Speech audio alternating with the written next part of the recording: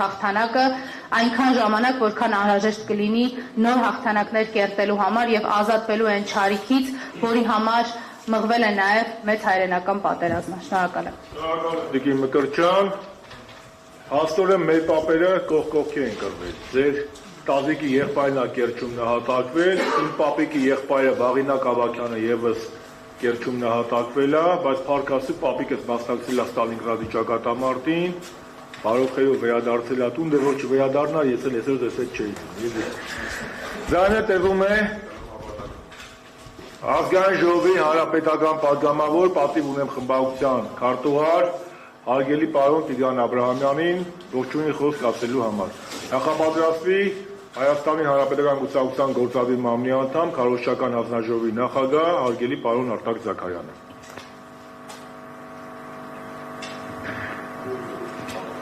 Ողջունում եմ այսօրվա այս հետաքրքիր հանդիպման բոլոր մասնակիցներին եւ մեր շատ սիրելի լրատվամիջոցների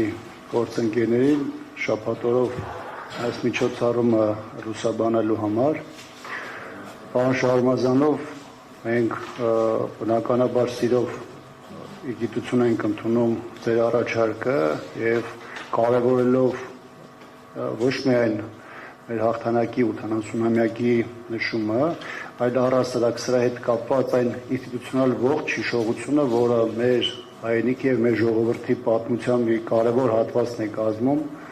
մենք փորձենք նաեւ խորհրդանում այս թեման եւ խորհրդանի միջոցով առավել լսելի դարձնել նաեւ բոլոր այն մարդկանց համար, ովքեր ամեն ինչ անում են չտեսնելու, չլսելու եւ մոռանալու այն ինչ որ կապված է մեր պապերի, մեր նախնիների եւ մեր ժողովրդի հավաքական հիշողության եւ հաղթանակի հետ։ Ես նաեւ շատ կարեւորում եմ այսպիսի միջոցառումների եւ հավաքների կազմակերպումը, հատկապես ուսուցողական տեսանկյունից, որովհետեւ այսօրվա մասնակիցները թեև դեռ հիմնական ելույթները դեռևս չեն եղել, բայց հենց մասնակիցների կազմը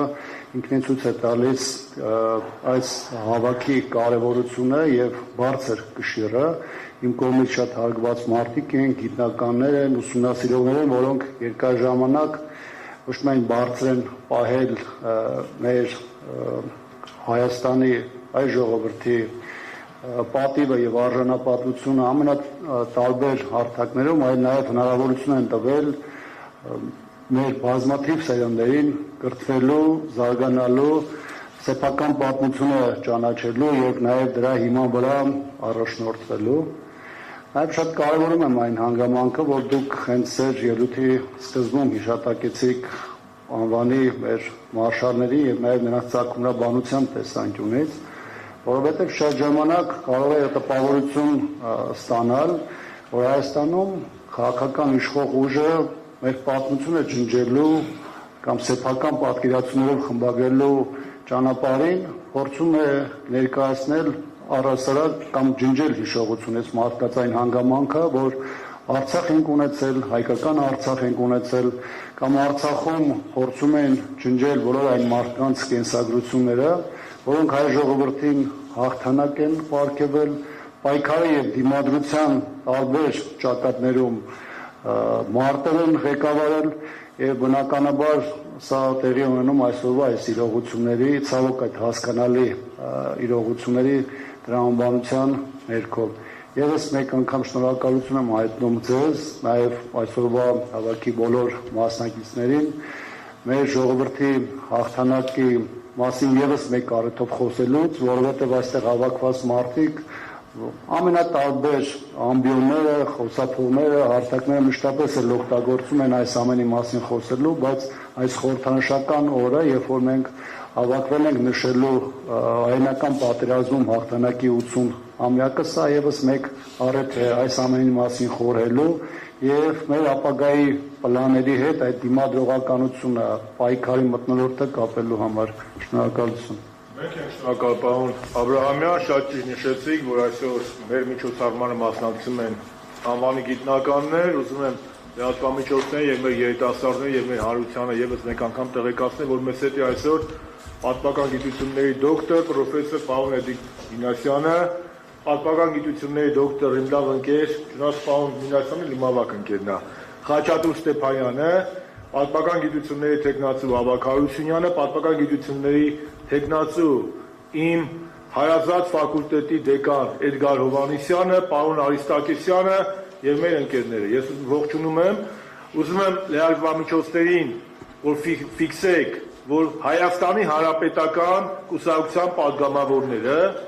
տվեցին իրենց համաձայնությունը եւ նախաձեռնելու են ազգային ժողովում,